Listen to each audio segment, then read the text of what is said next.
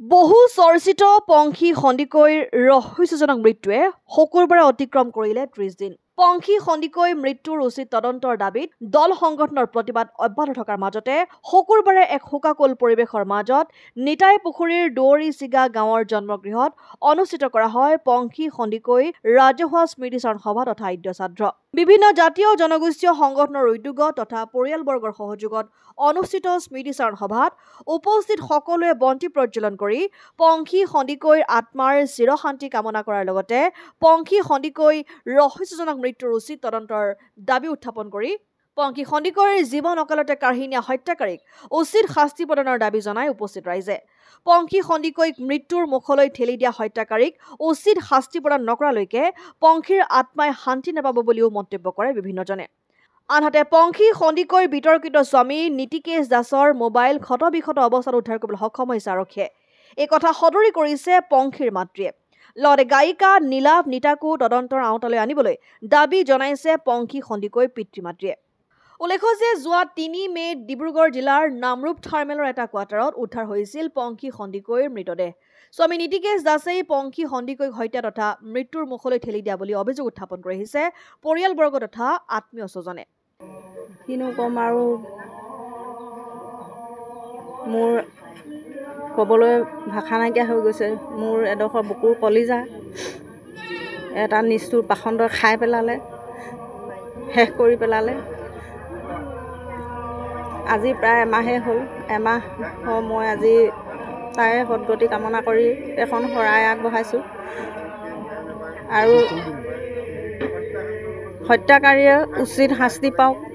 এতিয়া আমি তাৰ মোবাইলটো পাইছে বুলি গম পাইছোঁ, কিন্তু তাৰ ভগা টুকুৰা বুলি কৈছে, কি ওলাই নাজানো। হয়তো সি প্ৰমাণ নষ্ট কৰিবলৈ মোবাইলটো ভাঙি পেলাইছে। গতিকে এইটোৱে প্ৰমাণ কৰে সি যে তাইক হত্যা কৰিছে।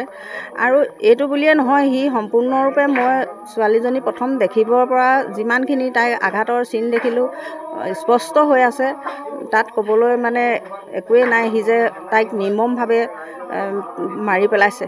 গতিকে মোৰ ছোৱালীজনীক যিমান নিষ্ঠুৰভাৱে সি এই মৰিয়াই শেষ কৰি পেলালে, সিও যেন তেনেকৈ শাস্তি পাওক, ইয়াক ফাঁচি দিয়ক।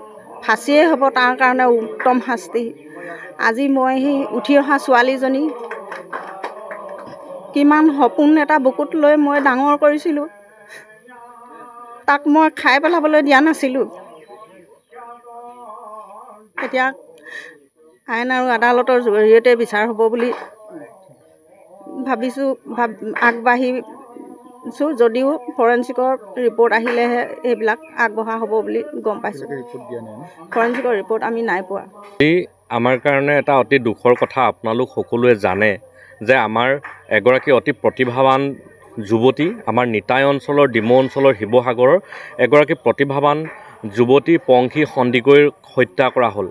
আজি এই দিনটোত আমি পংখী সন্দিকৈৰ জীৱনত যেনেধৰণে বিভিন্ন প্ৰতিভাবিলাকৰ লগত তেওঁ জড়িত হৈ আছিল, এই কথাবিলাকৰ জৰিয়তে আমি আজি পংখী সন্দিকৈৰ স্মৃতিবিলাক আমি সোঁৱৰিছোঁ।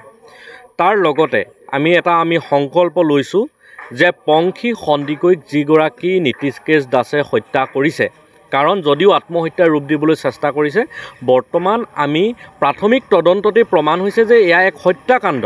আৰু এই হত্যাকাণ্ডৰ লগত জড়িত নীতিকেশ দাস আৰু লগতে এই পৰিকল্পনাত জড়িত প্ৰতিগৰাকী ব্যক্তিয়ে যাতে দৃষ্টান্তমূলক শাস্তি পায়। এগৰাকী যুৱ প্ৰতিনিধি হিচাপে আমি সদায় কৈ আহিছোঁ যে আমাৰ যুৱ প্ৰজন্মৰ স্বাৰ্থ সুৰক্ষিত হ'ব লাগিব। আমাৰ নাৰীসকলে উচিত মৰ্যাদা পাব লাগিব। যিটো সময়ত আজি আমাৰ বিভিন্ন সময়ত আমি শ্লোগান শুনো যে বেটি বাচাও বেটি পঢ়াও, কিন্তু বেটি বাচাও বেটি পঢ়াও এই শ্লোগানটো কেৱল শ্লোগান হৈ আছে। সেইকাৰণে আমি কৈছোঁ আমি আইনসংগতভাৱে আজিৰে পৰা আমি শেষ পৰ্যায়লৈকে যুঁজ দিম বুলি আমি সংকল্প লৈছোঁ। আৰু এই সন্দৰ্ভত মই আকৌ কওঁ যে আমি গুৱাহাটী উচ্চ ন্যায়ালয়ৰ কেইবাগৰাকী অধিবক্তাৰ লগত বৰ্তমান সময়ত প্ৰাথমিক যিবিলাক কথা বতৰা, এই কথা বতৰাবিলাক আমি পাতি আৰু প্ৰাথমিক যিখিনি কাম, এই কামখিনি আমি সম্পূৰ্ণ কৰিছোঁ। আৰু ইয়াৰ পাছৰ পৰ্যায়ত আমি কেনেধৰণে আমি আগবাঢ়িব লাগিব, সেই ধৰণে আগবাঢ়িবৰ কাৰণে আমি প্ৰস্তুতি চলাইছোঁ। এই ক্ষেত্ৰত আকৌ আমি কওঁ যে বৰ্তমান সময়লৈকে আমাৰ প্ৰশাসনে যি আমাৰ চিকিৎসা বিভাগৰ ফালৰ পৰা আমাৰ পোষ্টমৰ্টমৰ যিটো ৰিপৰ্ট আহিব লাগিছিল, এই যুঁজটো ভালকৈ যুঁজিবৰ কাৰণে তেওঁলোকে কিন্তু আমাক ইয়াত সহযোগিতা কৰা নাই। আমি আশা কৰোঁ, তেওঁলোকক আমি দাবী জনাওঁ যে আপোনালোকে সোনকালে এই প্ৰতিবেদন আমাৰ আগত দাঙি ধৰক আৰু আমি এটা উচিত দিশেৰে আমি আগবাঢ়ি গৈ এগৰাকী যুৱতীক, এই যুৱতীৰ পৰিয়ালটোক, এই যুৱতীৰ লগৰ সকলো মানুহকে, যিসকলে আচলতে পংখী সন্দিকৈৰ কাৰণে কণ্ঠ হৈ মাত মাতি আছে, সকলো মানুহকে ন্যায় দিবৰ কাৰণে আমি আগবাঢ়ি আহিছোঁ আৰু শেষ পৰ্যায়লৈকে যুঁজ দি যাম। শিৱসাগৰৰ পৰা ছৈয়দ মুস্তাকুৰ ৰহমানৰ ৰিপৰ্ট, অসম আদিত্য।